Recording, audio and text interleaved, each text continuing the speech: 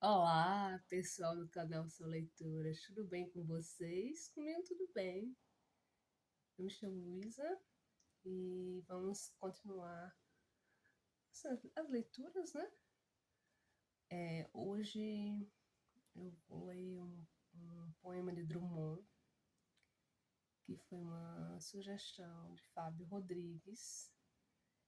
E gratidão, vocês vão perceber que o tom é diferente de tudo aquilo que a gente já está lendo, que até agora foi alegre, foi risonho, foi contemplativo. Esse é mais sério. Então, antes do poema, para que eu possa entrar no clima, né, eu queria falar para vocês algo da vida de Drummond, algo assim bem interessante. Quando ele nasceu, lá em 1902, o nome da cidade de Itabira se chamava Itabira do Mato Dentro. Engraçado, né? Achei curioso, do Mato Dentro. E o pai dele era fazendeiro. Ele foi o nono filho da família. O pai dele fazendeiro. Era Carlos de Pádua Andrade. E a mãe dele, Dona Julieta Augusta Drummond de Andrade. Então, ele cursou lá o primário em Itabira. Depois, lá em 1924, ele começou a escrever cartas para Manuel Bandeira. Achei isso bem curioso, bem interessante. Ele já tinha uma admiração por Bandeira. Então, mais depois, em 1925, ele casou com Dolores e eles tiveram uma filha que foi Julieta.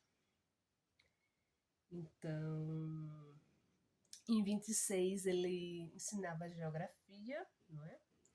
Lá em Tabira. E ele teve um filho que morreu depois do parto, né?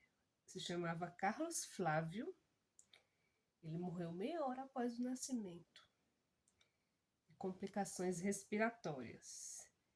Então, em 28, 1928, nasceu Maria Julieta, o seu amor, né? A sua filha, que era a grande companheira, confidente de Drummond, e eles estiveram juntos por toda a sua vida. Inclusive, eu vou adiantar, ele teve um problema de saúde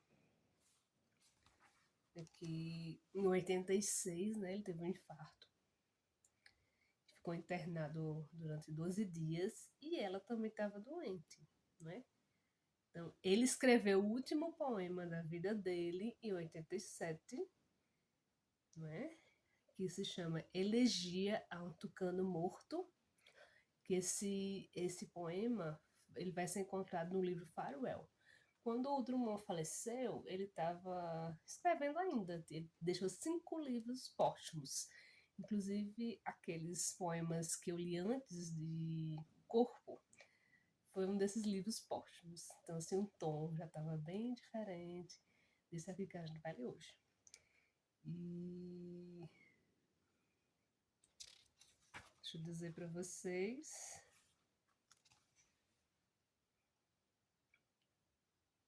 No dia 5 de agosto de 87, depois de 2 meses internada, faleceu Maria Julieta, que era filha vítima de um câncer. Então ele disse assim terminou a vida da pessoa que eu mais amei neste mundo. E ele gostava muito dessa filha. Então, 12 dias depois, ele também veio a falecer. Então, assim, acho que foi tristeza, né? Porque gostava muito dessa menina. Então, vamos para o poema de hoje, que é A Máquina do Mundo. Denso. Vocês vão. Algumas pessoas, a maioria, tem um pouco de dificuldade de ler esse poema pelo tom, pelas orações subordinadas. Ó, tem uma caricatura bem bonita. Vamos achar. Mas não é tão difícil, não. Tem uma história antes de contar, de ler o poema. Eu comprei esse livro. Eu não costumo escrever nos meus livros, tá? Eu coloco clips, coloco papeizinhos e vou escrevendo em outros lugares. Então, eu comprei, aí eu li rapidamente, já tinha outros livros, né? Mas eu gosto desse que é para levar para todo canto. Tem vários poemas de outros livros. Aí eu emprestei a um amigo que fazia o curso de letras também, só que ele estava. Eu já estava mais adiantada no curso, né? Do meio para o fim, e ele estava no começo. Ele estava assim, nas teorias. Eu acho que eu já tinha. Estava na teoria, ele estava com dificuldade. Eu acho que ele não gostava de poesia, ou então ele gostava, ou ele era traumatizado, eu não sei ao certo. A gente conversava, eu explicava algumas coisas para ele falava assim: Isso é muita viagem, é muita loucura.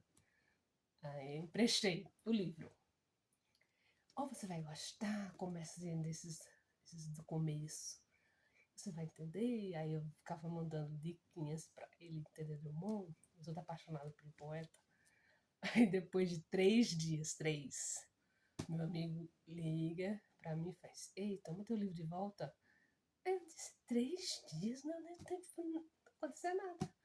Aí ele leu A Máquina do Mundo, esse que eu vou ler para vocês. Aí esse meu amigo, ele tem uma visão assim, meio transcendental da vida.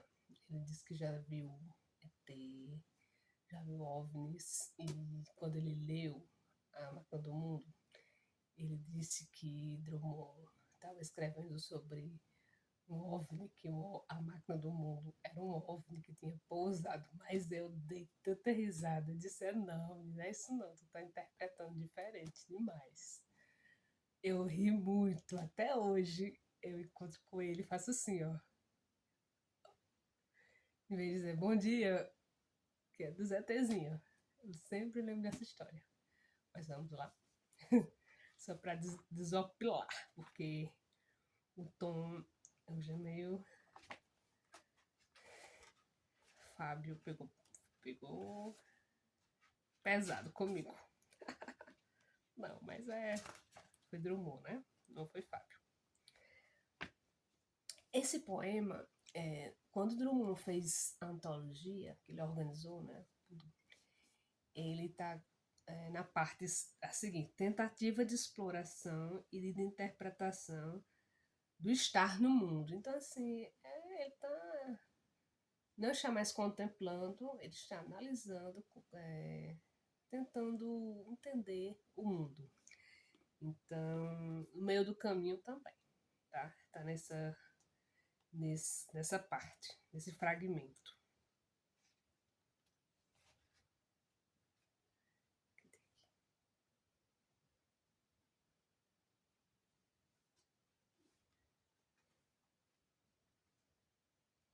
Só um instantinho, gente. Vamos, foi rapidinho aqui, uma pausinha. Página 281, vamos lá. Eu já tinha marcado, mas aí eu fico conversando e desmarquei aqui sem querer.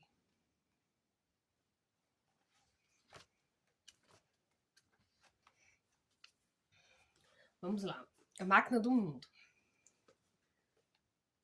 Como eu palmilhasse vagamente na estrada de Minas pedregosa, e no fecho da tarde um sino rouco se misturasse ao som dos meus sapatos, que era pausado e seco, e árvores parassem no céu de chumbo, e as formas pretas lentamente se fossem diluindo na escuridão maior vinda dos montes e de meu próprio ser desenganado.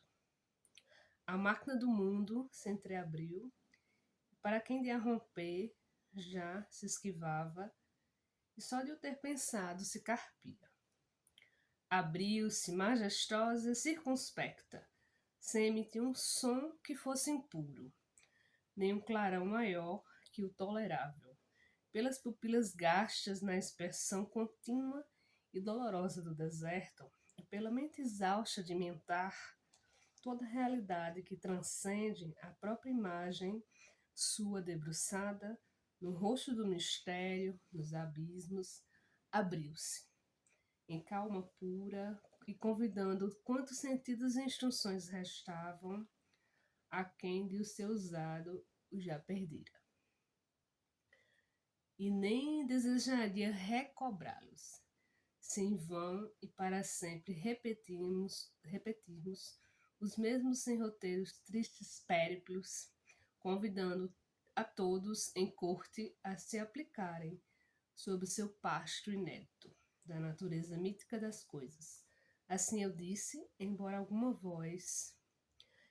voz alguma, ou sopro, ou eco, ou simples percussão, atentasse que alguém, sobre a montanha, a outro alguém, noturno e miserável, em colóquio, que estava dirigindo, que procurasse em ti ou fora de teu ser restrito e nunca se mostrou, mesmo atentando dar-se ou se rendendo, e a cada instante mais se retraindo. Ora, repara, ausculta essa riqueza sobrante a toda pérola, essa ciência sublime e formidável, mas hermética.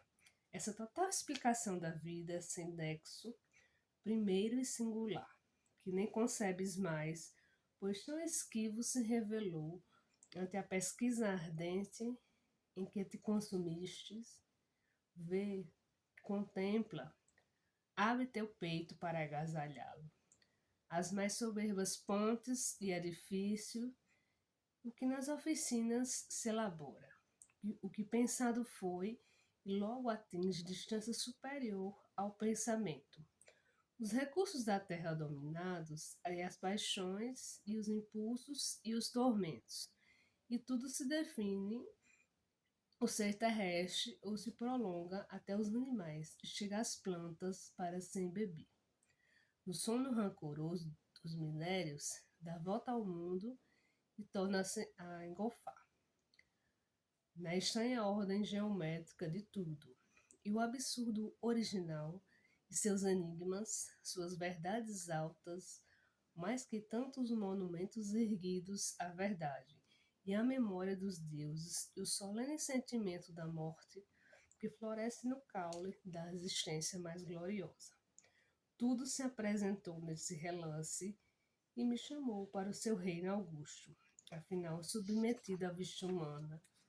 Mas como eu relutasse em responder a tal apelo assim maravilhoso, pois a fé se abrandara, e mesmo o anseio, a esperança mais mínima, esse anelo de ser desvanecida, a treva espessa, que entre os raios do sol ainda se finda, como debruças crenças convocadas, preste fremente, não se produzissem a de um novo tingir a neura face.